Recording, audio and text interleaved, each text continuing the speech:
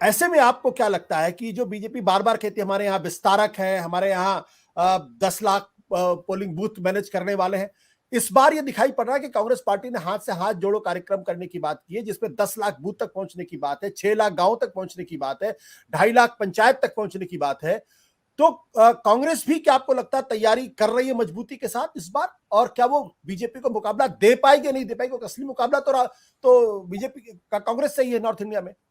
जी आशुतोष जी, Congress definitely पिछली बार के मुकाबले में थोड़ा ऑर्गेनाइज ज्यादा लग रही है एटलीस्ट।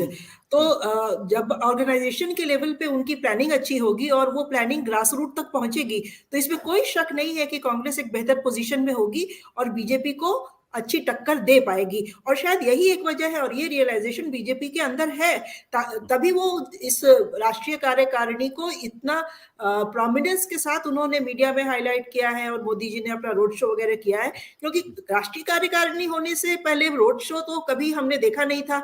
सभी पार्टियों की राष्ट्रीय कार्यकारिणी होती रहती है, लेकिन जिस तरह से पॉम्प एंड शो के साथ मोदी जी बिल्कुल गाड़ी से बाहर वो दरवाजे पे खड़े होके उन्होंने अभिवादन किया, एज इफ कि वो ऑलरेडी ये सारे चुनाव जीत गए हैं और लोगों का धन्यवाद कर रहे हैं। तो शायद ये सारा जो, जैसे अभी प्रिया ने कहा था कि ऑप्टिक्स तो बीजेपी इसीलिए कर रही है ताकि वो ये दिखाए कि वो बहुत अपने आप को कॉन्फिडेंट फील कर रही है, वो बहुत कंफर्टेबल पोजीशन में है और इसको वो मतलब एक लड़ाई से पहले ही अपनी जीत मान के उसको चल रही है। तो कांग्रेस के ऊपर लेकिन अब आगे डिपेंड करेगा। हम वो भारत जोड़ो यात्रा या राहुल गांधी की कितनी भी बात कर लें, लेकिन इवेंचुअली स्टेट्स में जो ऑर्गेनाइजेशन है कांग्रेस का, वो कितनी मजबूती से एक वेल ऑयल्ड मशीन की तरह काम करता है, सारा कुछ डिपेंड उस पर करेगा। और इनके कैंडिडेट्स का सिलेक्शन, फिर इनकी जो कैंपेनिंग होती है उसमें कैंपेनिंग का क्या स्ट्रैटेजी रहती है, क्या इश्यूज रहते हैं, ये सारा कुछ हमें देखना होगा। तो कांग्रेस के ऑर्गेनाइजेशनल स्किल्स अब हमें देखने होंगे कि वो अपने आप को कैसे एक मजबूत कंटेंडर की तरह वहां प्रेजेंट करती है। बिल्कुल। प्रिया, क्या इन राज्यों के अंतर्गत क्या जो स्थानीय नेता है, क्या उन पर बीजेपी भरोसा करेगी? छत्तीसगढ़ का तो हाल ये कि अभी तक पता ही नहीं कि वहां का लीडर कौन है। रमन सिंह जब से हारे हैं उसके बाद से दिखाई भी नहीं पड़ रहे हो, शायद वो कहां है किसी को मालूम भी नहीं है। ना उनको मोदी की कैबिनेट में जगह मिली, ना उनको वहां पे किसी तरीके का कोई प्रोजेक्शन है। आप छत्तीसगढ़ जाइए तो वहां वो दिखाई नहीं पड़ते हैं। तो क्या लगता है आपको? अभी जैसा कि बट्टू साहब ने कहा कि कर्नाटक के अंदर भी बीजेपी के जो मुख्यमंत्री हैं वो बहुत कमजोर दिखाई पड़ते हैं, अपने बल पर नहीं ला सकते 70% मोदी। तो पूरा चुनाव क्या एक बार फिर back to square one Modi पर ही जाएगा, उन्हीं पर चुनाव लड़ा जाएगा? और ये मोदी को पसंद भी है आशुतोष। जो भी आप लीडर्स की बात कर रहे हैं, जो टॉल लीडर्स हैं, एक तो वो वाजपेयी एरा के लीडर्स हैं, चाहे रमन सिंह हो, चाहे शिवराज सिंह चौहान हो, चाहे वसुंधरा हो। दूसरा है कि प्राइम मिनिस्टर मोदी शाह को वो जो फॉर्मूला जिनको पसंद है वो है जो लीडर्स जो उनके बनाए हुए हैं, मोदी एरा के लीडर्स होए जो उनपे बिल्कुल निर्भर होए, और ये नहीं कि जिनका अपना इंडिपेंडेंट स्टैंडिंग होए। जो हम कहते हैं ना कांग्रेसाइजेशन और बीजेपी, बिल्कुल इंदिरा गांधी की तरह प्राइम मिनिस्टर मोदी भी चल रहे हैं। तो और वो उनको लोकल इलेक्शन में, स्टेट इलेक्शन में हाँ बीजेपी लड़ती है, लेकिन उनका सेंट्रल इलेक्शन में कुछ प्रभाव नहीं पड़ता। तो प्राइम मिनिस्टर मोदी का है कंट्रोल स्टेट्स पे, बीजेपी का उनका कंट्रोल होए और कोई बीजेपी नेता ना आए, चाहे उन्हें चुनाव हारना भी पड़े, चाहे कमजोर भी पड़े। जैसे कि रमन सिंह, क्योंकि अभी भी आज भी छत्तीसगढ़ में रमन सिंह ही टक्कर दे सकते हैं और कोई नेता ही नहीं है, लेकिन उनको प्रमोट नहीं कर रहे हैं, तो शायद छत्तीसगढ़ फिर से हार जाए। कोई आज नहीं कहेगा कि छत्तीसगढ़ बीजेपी जीत रही है, लेकिन प्राइम मिनिस्टर मोदी शायद ये नहीं चाहते कि कोई और रमन सिंह को फिर से कंट्रोल मिले। वो कंट्रोल छत्तीसगढ़ का खुद रखना चाहते, चाहे उन्हें एक इलेक्शन और हारना पड़े। तो ये भी बहुत इंपॉर्टेंट है। जब हम कहते हैं ना बीजेपी हर इलेक्शन सीरियसली लेता है, हाँ सीरियसली लेता है, लेकिन वो अपना कंट्रोल भी बीच में नहीं खोना चाहते हैं। तो इसलिए चाहे वो स्टेट जाए, उनको उतना चिंता नहीं है। ये मोदी शाह के ये फॉर्मूला है। जो आपने बीजेपी 2024 के लिए थोड़ी चिंतित है। बट प्रिया, मेरा सवाल इस बात को लेकर यह है कि नरेंद्र मोदी को बहुत पावरफुल नेता माना जाता है, अपने बल पे लगातार 2 लोकसभा का चुनाव जीत कर आ चुके हैं। कई राज्यों में जहां बीजेपी बिल्कुल नहीं थी वहां उन्होंने नए तरीके से पार्टी को खड़ा किया। त्रिपुरा इसका सबसे बड़ा उदाहरण है, असम उसका सबसे बड़ा उदाहरण है।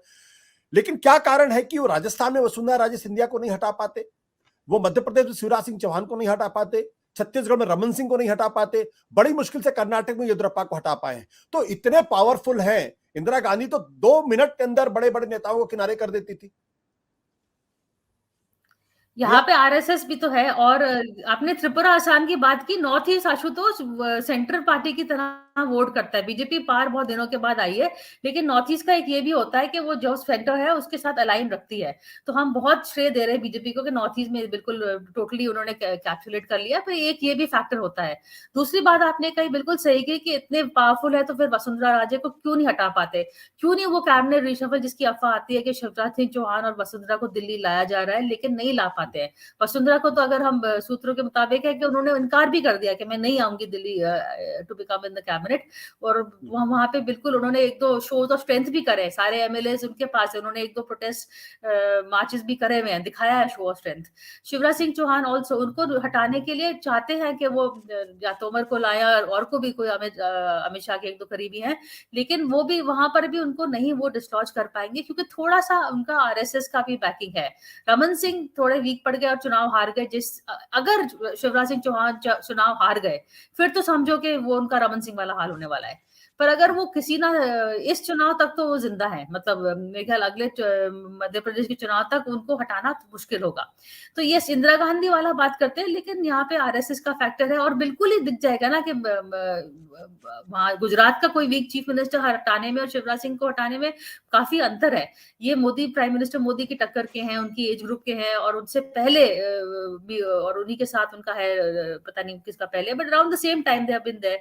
सो उनको हटाना थोड़ा सा उनको मुश्किल पड़ेगा मेरे ख्याल में। तो इसलिए वो इंदिरा गांधी जो बिल्कुल लीडर थी first among equals, prime minister Modi उसकी कोशिश में है और बिल्कुल बन ही गए हैं, मतलब समझो। पर एक दो उनके है कॉग्स इन द व्हील जैसे जिनको थोड़ा आरएसएस सपोर्ट करती है, जैसे कि ये दोनों। योगी की भी हम बात कर सकते हैं। अभी तक हमें 100% क्लियर नहीं है कि योगी मोदी में एग्जैक्टली इक्वेशन क्या है, क्या आरएसएस की वजह से वो रुक गए या उन दोनों के बीच में सच्ची में समझौता हो गया, जैसे कि हमने देखा था चुनाव के पहले उनके वो हाथ रखा था उनके कंधे पर। तो इस तरह के वो थोड़े पावरफुल लीडर्स को उतना इतना पावर नहीं आया। क्योंकि एक शशि थरूर ने बड़ी इंटरेस्टिंग बात कही थी कि 2019 का चुनाव जब जीता था, जिक्र किया फुलाना का अटैक था, उससे पहले अगर देखें जनवरी में तो बीजेपी बिल्कुल इतनी कंफर्टेबल नहीं थी। 2019 में चुनाव के 3 महीने पहले इकोनॉमी की बातचीत हो रही थी, फिर फरवरी में फुलवाना हुआ, फिर हमारी नेशनलिज्म पे चली गई।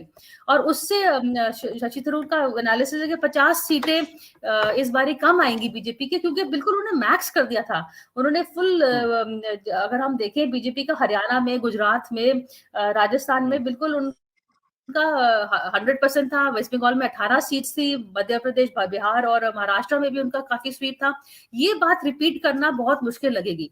मतलब फुलवाना it happens once in a this thing. तो इस तरह का स्वीप, इस तरह का आउटसाइड एक्शन हो ना हो तो फिर ये सीट्स मैं नहीं कहती कि कांग्रेस के पास जाएंगी। यात्रा के मुताबिक के बावजूद भी राहुल गांधी और प्राइम मिनिस्टर मोदी के बीच में बहुत फर्क है, लेकिन डिसकंटेंट है और वो स्थानीय पार्टी, रीजनल पार्टीज शायद इनको कैप्चर कर ले। तो ये थोड़ी चिंता है। 2019 में भी बहुत सारे लोग प्रिया 2019 में भी बहुत सारे लोग कैलकुलेशन कर रहे थे कि भाई नॉर्थ इंडिया में तो भारतीय जनता पार्टी 100% पा गई है, अब उससे ज्यादा सीटें नहीं बढ़ेंगी, सीटें तो घटेंगी। और इस आधार कुछ लोग कह रहे थे कि बीजेपी 240 में सिमट जाएगी, बीजेपी 302 सीट लेकर चली आई। सत्य हिंदी का ऐप डाउनलोड करें गूगल प्ले स्टोर पर।